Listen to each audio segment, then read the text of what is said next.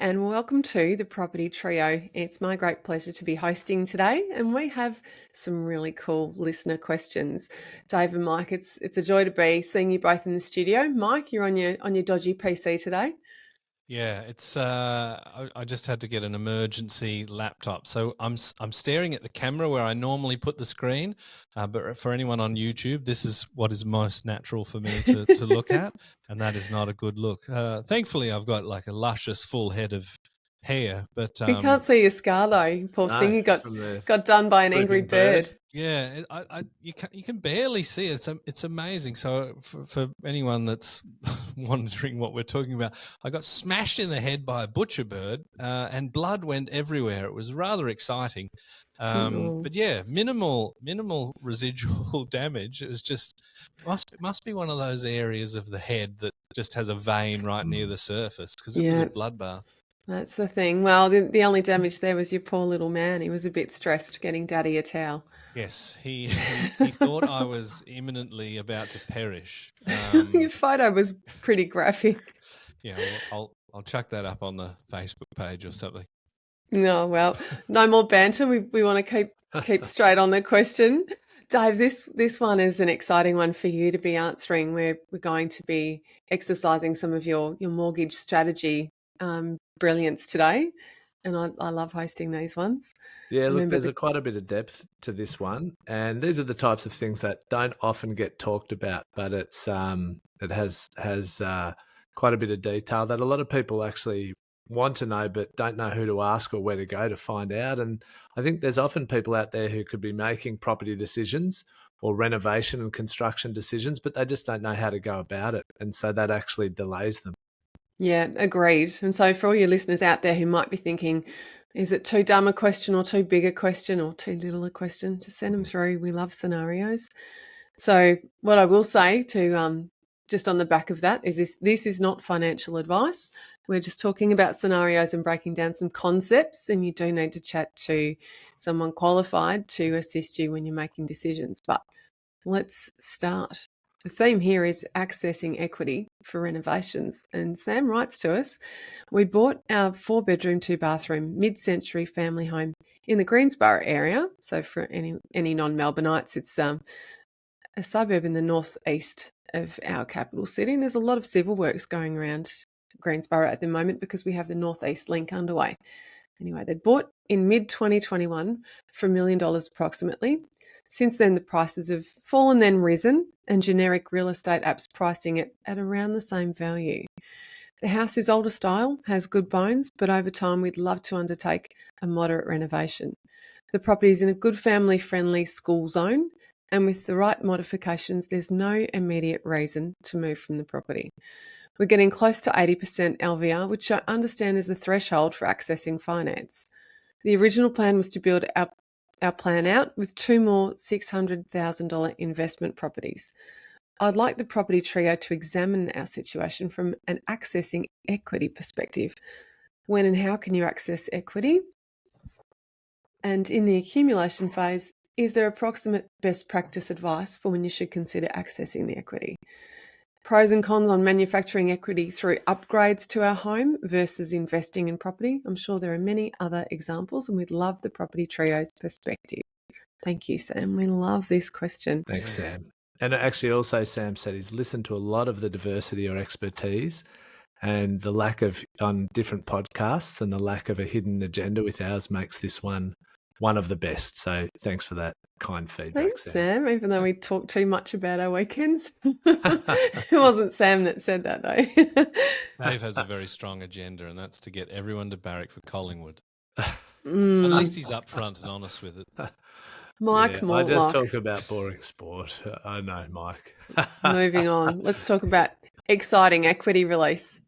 So, Dave, I'm putting you in the hot seat first. When and how can you access equity? And let's start with the LVRs. Look, it's a great question. And to, I guess, people in the industry, we think the answer to this is quite obvious. But, often it's, and as you said at the start there, Kate, please, listeners, feel free to ask any question that you would like to know more about, because often these questions that people in the industry think are obvious, they're not so obvious to consumers, borrowers, and property buyers out there. So, in terms of accessing equity, now they've said they're a bit above 80% loan to value ratio, but if you are under 80%, you can get, generally speaking, what's called a cash out loan, which is a new facility where you state the purpose of the funds, and then you can borrow up to 80% of the value of the property and then use those funds for investment or potentially some capital improvements on your home. Now, these guys, sounds like they're thinking they need to wait until they're below 80% to be able to access equity. But you can also access equity up to 90% for investment purposes. So in this case, they could, if their property is worth around $1 million and they said their loan balance LVR is about 80%. So let's assume their balance is around 800,000. They could borrow another $100,000 to What's go. the catch? Well, the catch there would be you're paying mortgage insurance. And so that's why people think 80% is where they have to be. But given they're above 80%, I would presume that they have paid mortgage insurance on the existing loan. Okay, so therefore, their actual mortgage insurance premium is going to be quite limited. It's only going to be calculated on what the new loan would be, less what they paid on the original loan. Okay, so there's not going to be too much mortgage insurance. So they could access that 10% there. And if they plan to do, and they've talked about maybe buying investment properties, have plans for 2 more, or renovating the home, if they were to renovate the home first, they actually could go up to 95%. So you could access another 15% or potentially up to about $150,000 there. So, they have a few different options. It's not just having to wait until they get down below 80%. So that's a starting point for Sam. I love the point that you made about mortgage insurance because people see it as an evil. Sometimes it's a necessary evil and sometimes it's a ticket to advance. But what a lot of people don't understand is that you don't have to pay a double premium. There are Yes. some exceptions to that though, and let's talk about that. If you're changing lenders and changing mortgage insurers, that's a different situation altogether. Great point. Yeah. So that would be a real incentive to stay with your existing lender if you've already paid mortgage insurance and then you're going to top up again. And therefore, there's going to be some more mortgage insurance. It almost guarantees the benefit to stay with your existing lender rather than refinance. Although, actually, I was going to save this for a market update, but one lender has just come out with a new policy where you can now refinance and put up a parent's property as security if you're above 80%. So you know how we have family guarantees for when you're buying your first home? A lender is now, and I think this is common sense and probably we'll see more lenders do it in the coming, year or years. There is an option if you're above 80% and you want to refinance and improve your interest rates, there is one lender. You need to speak to our team to find out who. There is agenda. There we go. Found his agenda. You said we don't have any agendas. We do. Yeah, there is a lender who will allow you to refinance now without having to pay mortgage insurance if you can use part of a parent's property as security. And I'm assuming that there's no cash out or equity release offer on that kind of deal. Yeah, look, generally with those kinds of deals, they're pretty strict. You often have to pay principal and interest, no cash out. But I think it's just a new offer for the times because there are a lot of people, as we know, in the was it called the mortgage trap, where they can't refinance because rates have gone up. So or they don't have that equity. So that's an option that a lender's just brought out. Just literally saw it come out yesterday. It's great. And the thing about parents' properties as third-party securities, or I'm using jargon here, but those family pledge style loans where parents can support you with their equity and you get around the mortgage insurance issue. It's not designed to help people invest. It's designed to help first home buyers get a foot on the ladder. So it's interesting seeing them enable this kind of policy twist to help people get out of nasty loans that they were locked into. Yeah. I love it when lenders come up with these creative ideas and solutions. Yeah, me too. Well, let's talk about the process for accessing equity across the different LVRs for a standard equity release. So, talk us through the mechanics. What can someone expect, Dave? Yeah, look, basically, if you're under 80%, then you can just organise a normal loan pre-approval. It'd be Yep. if it's it'd be called a variation to your existing loan, and then you would just extend the existing loan up to 80%, and you would need a bank valuation and the normal supporting documents sent over.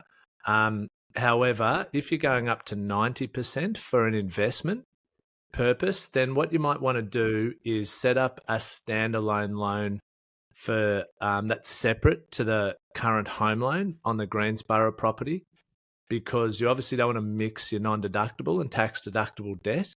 So you want to have that loan separate, and also you want to be able to, assuming they don't have too much cash to the side, and also you want that cash to be offsetting your home loan, you would use that 10% to pay for the deposit on the investment property. And then you'd also get pre-approval at the same time to buy the investment property. Clever. Okay. Yeah. So, you've got the option. You can either get the variation loan, which is like a top up, or you can get a separate, as you said, standalone. So, it's a second loan that stands on its own, so that when you go to the accountant after you've bought your investment property, you've got some clear lines to which loans are which. 100%. Yeah, really important to have those clear lines and that separation so you can maximize claiming your tax deductions, because even though the investment loan interest rate is likely to be higher after your tax deductions, your true cost is lower. Yep. So And well so, said. like, if we just play out like simple numbers there, again, they've said their house is worth $1 million, their loan's about 80%. So if they got out $100,000, or let's say they said their loan's not quite 80%, so let's say they get out $90,000. Well, if they do a pre-approval for $500,000 for an investment property, 90% of that's $450,000. So they need $50,000 shortfall to cover the purchase price. Stamps and associated costs, let's say that's about 5%, so 25,000. And Yep. let's say the mortgage insurance is about 10,000.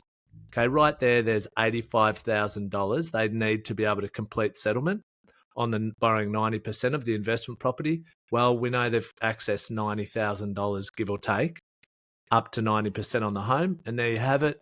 They're able to fund the purchase of fully financed so they can maximize their tax deductions, not put any of their own cash towards the purchase on a $500,000 investment property, subject to their borrowing capacity.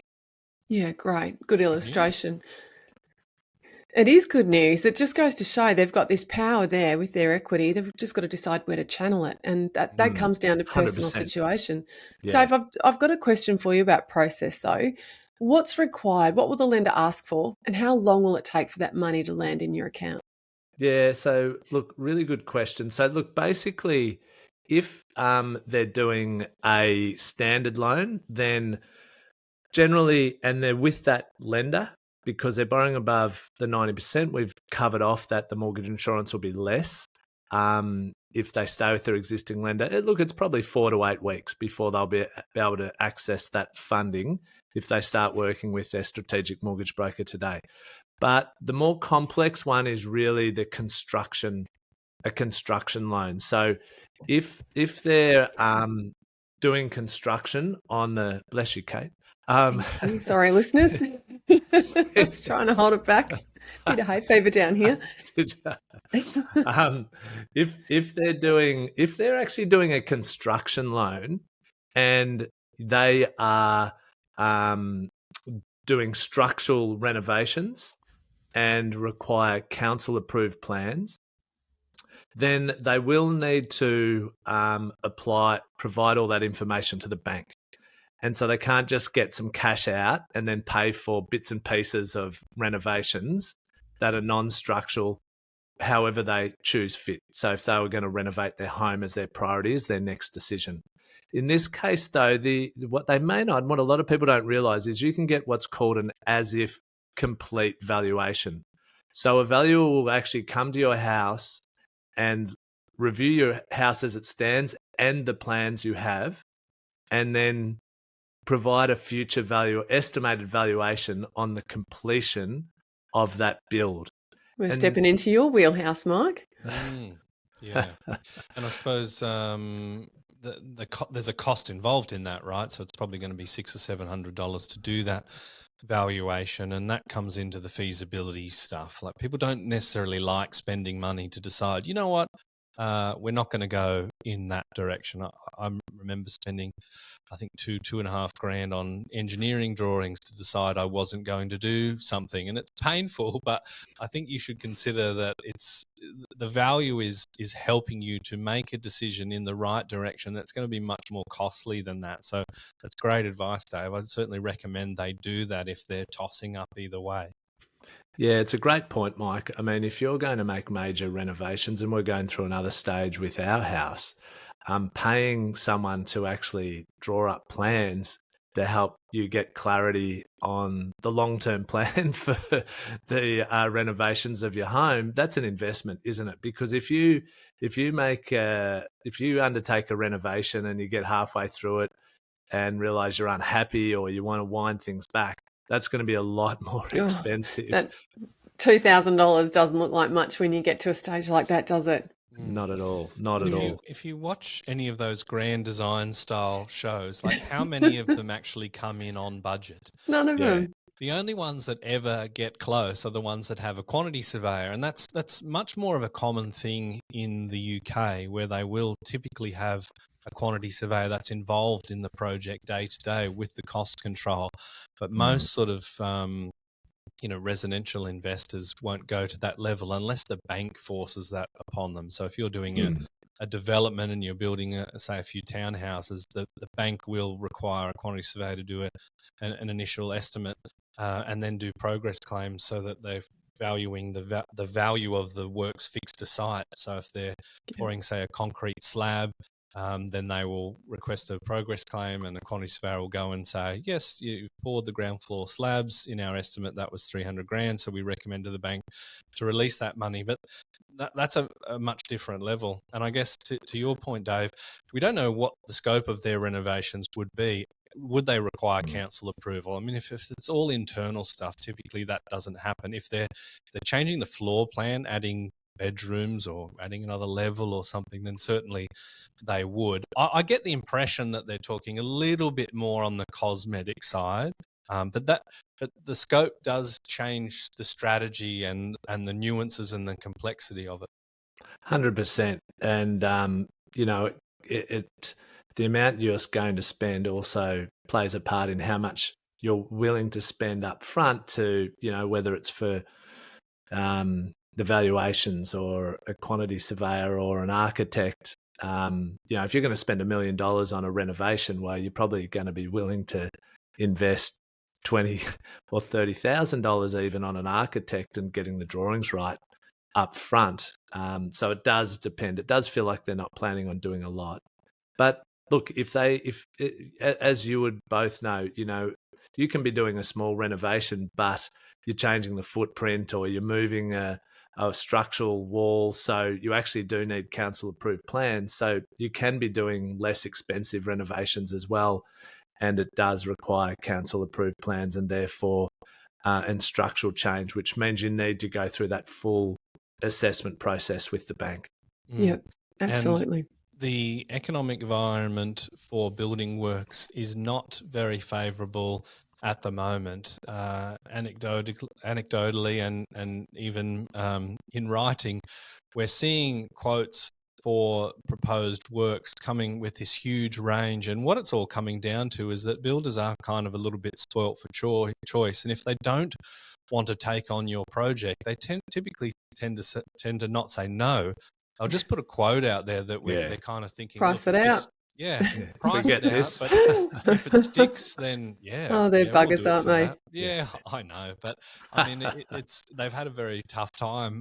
Many of them have sort of gone bankrupt, and some of them are really trying to recoup what's been a bad couple of years. So you can't blame them too much. But that's something to be to really consider. And often when you undertake these renovations on the older properties, you actually find that there are things that need to be done that you didn't anticipate. One of the things that I hate doing is spending money on things that are invisible. I like to spend money and then stand back and look at something. But things like electrical works, plumbing works, drainage works, these in the end they become invisible.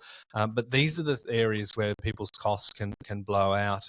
There's also the risk of overcapitalizing if you don't understand what the demographics of the area are and what is kind of like the highest and best use of that property. But I think we should zero back into what their actual goal is, right? It sounds like they're wanting to grow their net wealth. Now, this is a principal place of residence, right? Greensborough, did I get that right? Yeah, Yes, it that's is. right. Yeah. So that's where there's kind of a nuance of, all right, well, this is where you live, so that has a value, perhaps more than your financial goals, right? You might kind of think, well, to be financially wealthy in 10 years, the best thing we can do is live in a tent and eat 2-minute noodles. But you've got to live, right? You've got to be happy with your life. So if this is a livable property, then I would be inclined to consider holding off on those works, certainly for the environment, the building environment that we're in at the moment, but also,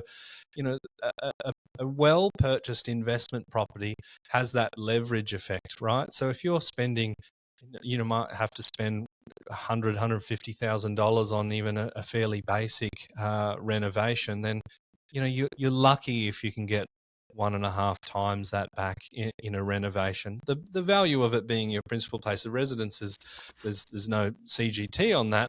But if you think about the leveraged investment with that loan, your potential, if that is a well-selected asset that's going to grow 6% a year, that's going to probably supercharge you, in my view, to these financial goals if growing your net worth is the outcome that you're looking for. What do you guys think? I reckon you've just jumped from question 3 to question 6. So That's all right. That's what we do. Well, I think while we have jumped there, let's talk about that.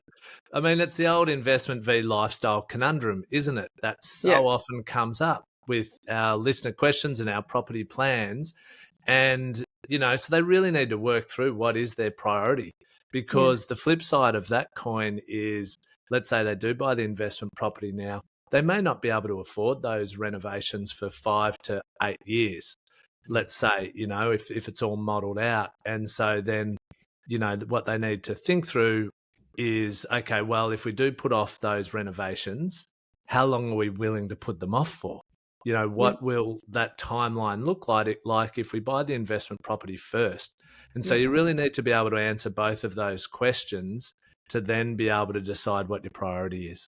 Well, if we go down that path, which is my vote, and had they said that the house is unlivable or they absolutely need this renovation to be happy, I'd say, well, just do it. Life's meant to be enjoyed.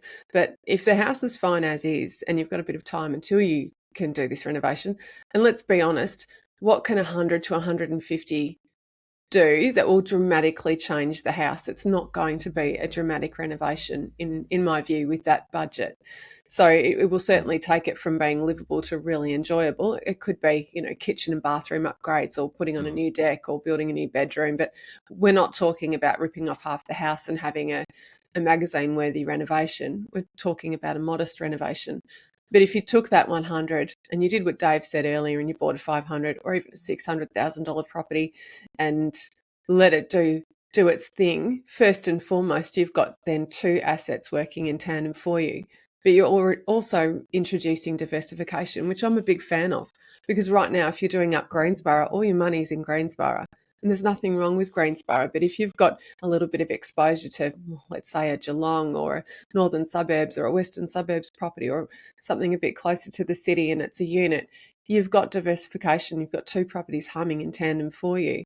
And how much growth can you expect in a healthy market? Well, I would think in 5 or 6 years' time, there's more equity there that you can either put into another property or throw back at your renovation then. So it is about instant gratification versus working and waiting for something that will be bigger long term, and that certainly would be my vote.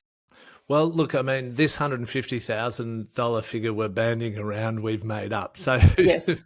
they, the reality is they could probably borrow 250 because of asset valuations, and that's probably a good thing for us to just help Sam understand. So, like, if they spent 200, let's say, as a number, and the valuation came in at the current value of $1 million plus the 200, which there's no guarantees it would, which I'll touch on in a second. But if that valued up at 1.2 million, then they could actually borrow that full 200,000, and that would take their total lending to $1 million, and their LVR would still only be 88%.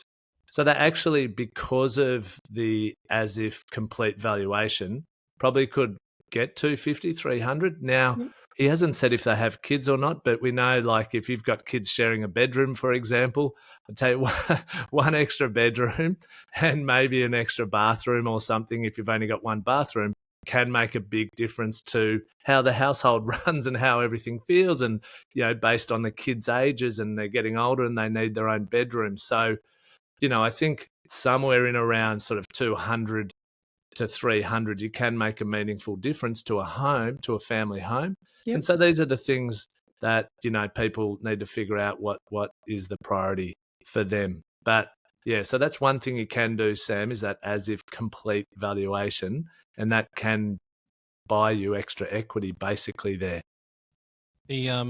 The alleged made up figure, Dave, I'll challenge you on that. I did pop out my iPhone and chuck in 165 square metre home at 1,100 a square metre as a sort of a basic every room renovation cost, nothing fancy. That does get us close to that $200,000 figure, but I softened it a little bit because that sounded like a lot. But that just goes to show that, renovating a property can be quite disproportionately expensive. It might only have been well, let's say you rebuild this property today, it might only be 2,200 a square metre, and we're talking half of it to reno. It kind of doesn't make sense, right? But the costs involved in a renovation are disproportionately high because it's easier to work on a brand new level piece of land on a new build. When you're renovating something in place, you're assuming risks of things that you can damage. You don't have the same ability to have equipment on site, and often the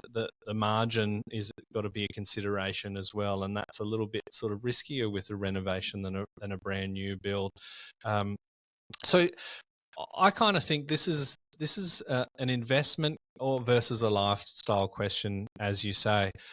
When you're looking at renovations from an investment perspective, I only really like to look at renovations if I can fundamentally change the way that a valuer looks at it, i.e. you've got a 2-bedroom property that you can easily turn into a 3-bedroom property, and you fundamentally change the comparables, or you've got a property that's kind of surrounded by other properties that are at the standard that you think that you can get to, and you can fundamentally see, well, their valuation is X, their rental return is Y, and mine is some other letter, right? So then you've sort of got this idea, all right, well, if I can spend X amount, you might get some quotes from builders, and I know this is going to be the outcome, then those are probably the 2 times that I would consider renovating an investment property. But again, this is the principal place of residence. And I think, Dave, your point that if you do buy the investment property, you need to be prepared to shut the door on renovating where you live for a certain period of time. And you've got to be comfortable with it, right?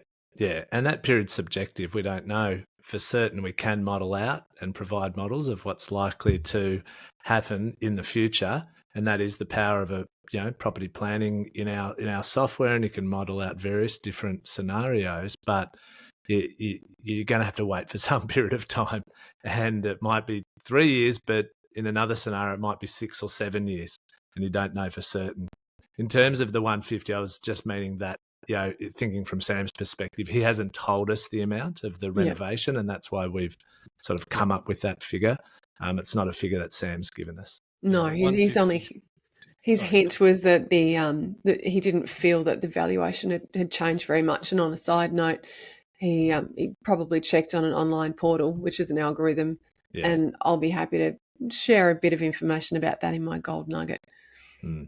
Look, and to your point there, Mike, so often, look, almost never does a valuation come in above the current value plus the council approved plans. And often it actually comes in less.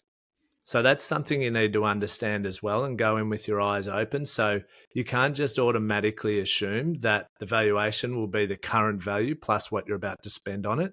You actually should run numbers, and a good strategic mortgage broker will run numbers on assuming the valuation actually falls short of the current value plus the council approved plans. And so just to make sure you have a bit of wriggle room in there if that was the case. And that happens more often on homes because people tend to obviously capitalize more on homes than investment properties, which is sort of part of what you were alluding to there, Mike. I've heard valuers say before that, if you document what you've done and what you've spent, we'll normally give you that back in the valuation. That's not a good enough metric for me to renovate from an investment point of view. You want to be doing more than that. I think your chance of overcapitalisation versus adding value is higher. And I know that sounds brutal, but we've got increased cost of labour and materials. We've got delays. We've got people changing their mind, doing things inefficiently. And a lot of people don't look at that with their eyes wide open. And the number of people who think that they can add value by spending money on something that's not in their wheelhouse, unless you're a trader yourself or you've got really close relationships with trades and you've got a scale of economy, or you're a very experienced renovator or developer, I'm laying my money on overcapitalisation risk being greater than adding value in the short term. Yeah, 100% agree. And I think if it's the first one you're doing, you should go in with that expectation. Yeah. Because if you're going with the rose-coloured glasses on and all our 180 cognitive biases where we think, oh yeah, I can double the value, you're probably going to end up disappointed at the end of the project. Yeah, fair call. With the bank valuation, at least. Now we've got a couple of little technical questions to get through before we say cheerio. Dave, straight back at you. What type of loan and repayment types can you have when you're accessing equity or completing a home renovation? Yeah, so look, as we've touched on, there's a thing called cash out where you're just setting up a loan to get cash out that you can spend as you choose. And look, that's the ideal scenario because then you are not you're not having to follow the progressive drawdowns of a construction loan. You don't need to have the bank have a valuer come in at each of the, say, 5 steps of the construction phase and wait for them to give you the tick of approval. If you wanted to change your costs, well, they're not going to finance, or you're going to have to get their approval for any changes before you can do that. So cash out is ideal, but if there are structural changes and council approved plans, then you actually need to do a progressive drawdown. But and look, some lenders will lend you 50,000 of cash out, some will lend you 100. Some will lend you 250 to 300, and then there's a lender who will just have unlimited cash out. So again, a good strategic mortgage broker will help, find the right lender. If you're just dealing with the bank direct, you're missing out on choice and opportunity. So cash out is one, and then with the construction loans, there'll be stages, and at the end of each stage, then you'll get the invoice from the builder, send it off to the bank. Their valuer will come in and look at the property and make sure it's been done as was outlined in the contract, and then you'll get your money. And that can be quite frustrating because it's and time consuming. You can have the builder getting annoyed at you because you're not paying as quickly as you'd like because the bank isn't as happy. I think it's really important that we talk about time expectations that the borrowers have, because it's a sticking point, and it was for me as a broker with people having unfair expectations. And it's something that I'm really diligent about with my client and agent communication when it comes to equity funding things. First and foremost, you've talked about cash out, Dave, and while it's a lot looser than drawdowns, you still generally have to tell the bank what you want the cash out for. They don't just give it to you. Yeah, you do need to say what you're using it for, and if you are making capital improvements, non-structural improvements to a house, they'll often ask you to detail it as well. So bathroom, this much, garage, that much, etc. Yeah. And same if you're buying an investment property, sometimes they'll want a letter, sometimes they'll want to see a contract of sale, or they'll just want a written strategy or a good explanation. Yeah, letter I'm from an guessing accountant or a though. financial planner. Yeah, I'm tipping though if I said, man, all my friends are going to Hawaii, or I'm buying a few jet skis, that they might say no to the cash out. Yeah. If you're going to say that, you're probably going to get a decline. I've had to sign a stat deck before to say what Yeah. I was doing with it. And Yeah. let's while we're talking about time and expectations, if you're using that equity to pay a deposit on a property, don't go shopping first before you've had a good chat with your strategic mortgage broker, because a promissory IOU to a real estate agent for money that should be in their trust account, it can cost you your deposit and the purchase. So make sure Yeah. you've got the money there, and don't assume that you'll have funding within days. It's usually weeks. Yeah. And just a little tip too, technically you need to pay for the deposit from a loan if you want to claim the deposit. So a lot of people don't realize this, but if you pay with your own cash and end up borrowing the full amount plus costs and pay yourself back later on, technically that component of your loan that you paid for the deposit isn't tax deductible. Great point. It's one little reason why we'll sometimes do something teeny tiny, like $2,000, with the full balance of 10% within, if we're lucky, a week. If I know someone's cash out is imminent, I might try and pull that trick. But yeah, it's something to think very carefully about. If you go shopping too early, you can not only risk your deposit, you can lose some of your tax deductibility. Yeah. If you get audited. Yeah, and no one likes those. No. Speaking from experience. In the accumulation phase, is there approximate best practice advice for when you should consider accessing your equity? So, for example, it's 65% LVR, or is there a magic number and a good time, Dave? Look, I mean, you both can talk to this in in particular case. Look, there's no magic number, is there? And really, it comes down to your own risk profile ultimately and how aggressive you want to be. Now, these guys sound like, again, they think they need to wait till they're below 80%. So hopefully we've debunked that theory. If you want to buy an investment next or even renovate, you've got the capacity to make those decisions if it's affordable to you today. In terms of, you can fund up to 90% accessing equity to go towards the deposit and some of the funding shortfall on the investment, and get a pre-approval and borrow 90% on a new investment property. If you want to stay under 80%, and a lot of people do, they just don't ever want to pay mortgage insurance. You could get down to under 80% and then fund it and borrow 90% on the investment property, remembering you can claim the mortgage insurance premium when you're borrowing for investment purposes. So that's an important thing to state. And if you wanted to wait till you're below 80% across the board, well, you probably need to get down to 60 to 65% LVR. Now, what that's going to do is the more conservative you are, the more years you're going to have to wait before you can buy an investment property in each investment property. So making the choice at a higher LVR means you don't have to wait as long, and we know the power of time and compound growth with investing. The sooner you get in, the more wealth you can create. So if it's affordable to you, I certainly, and I think you'll probably echo this, Kate, don't have a problem with paying mortgage insurance. Not at all. If you've got the cash flow. Yeah, deja vu. My goodness, I remember all those days of everything being at 90-something. Poor Ian. I used to stress him right out. You can tell who had the risk appetite in our duo. But as you said, Dave, it's all about your own comfort, your own risk appetite. You've got to be able to sleep at night and feel like you're achieving your goals. And, for some people, they do it in a safer way, and that's to be commended. Yeah. Anyway, on that note. note. There, Mike? Beg your pardon? Have you got anything to add to that? No, look, I think, I got in trouble for going a few questions.